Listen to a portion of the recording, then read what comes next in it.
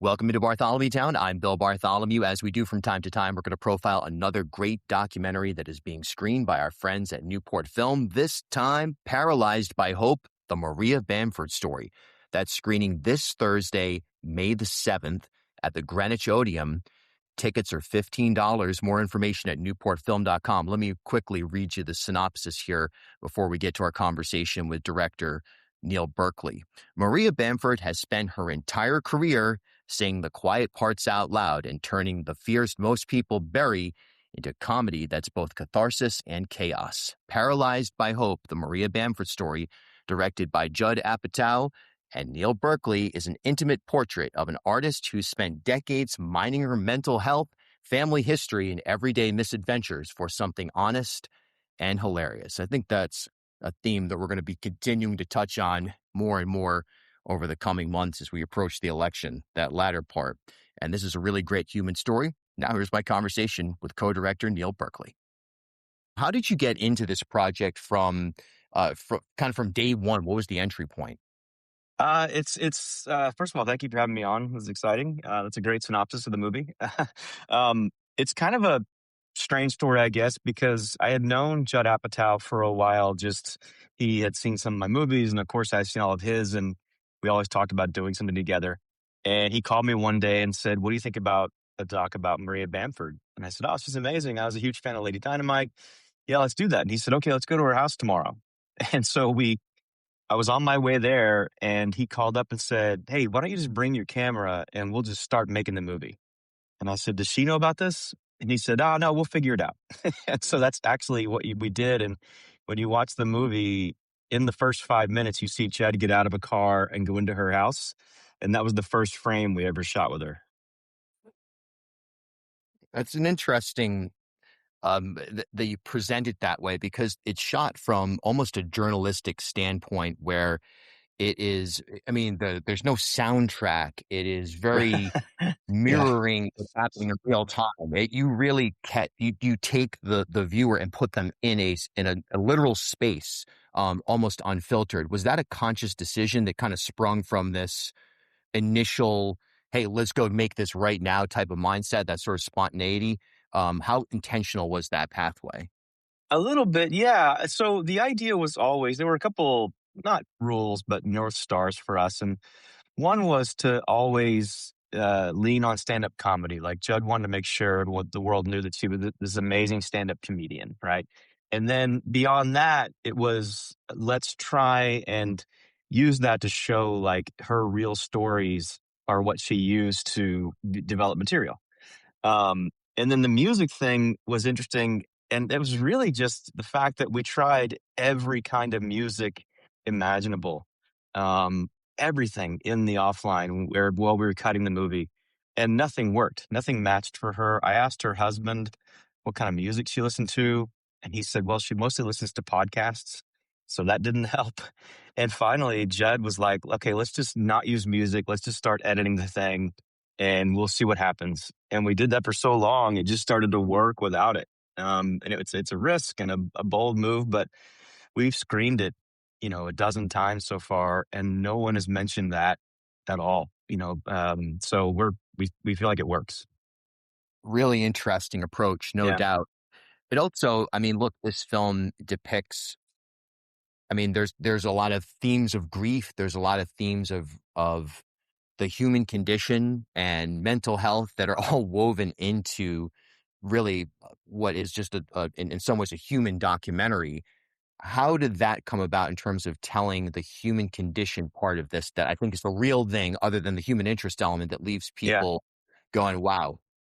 Well, I think that's the real magic of what I hope is the magic of the movie is what I think the magic of stand-up comedy, where when a comic goes on stage and talks about personal things that happen to them, they're still performing, right? They're still telling a joke. They're still telling a story. They're still trying to entertain. They're kind of playing a character, a version of themselves.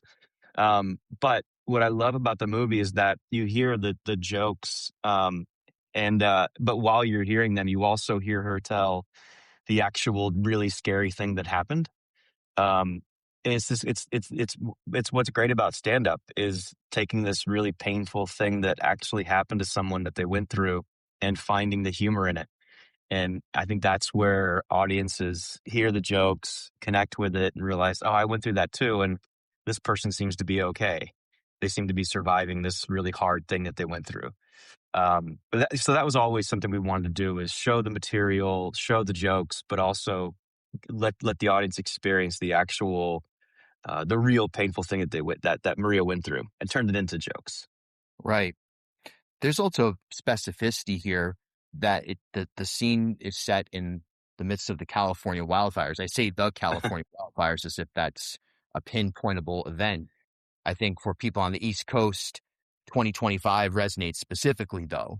So there's a lot of talk about climate in Rhode Island and southeastern Mass, as there ought to be, from an erosion standpoint and from a management standpoint. How do we renewable energy, all of those conversations. But I think that something I saw in this film is the impact of the environment we live in on the human psyche, and then how that in turn becomes through grief and very specific grief that happened here with a parental loss.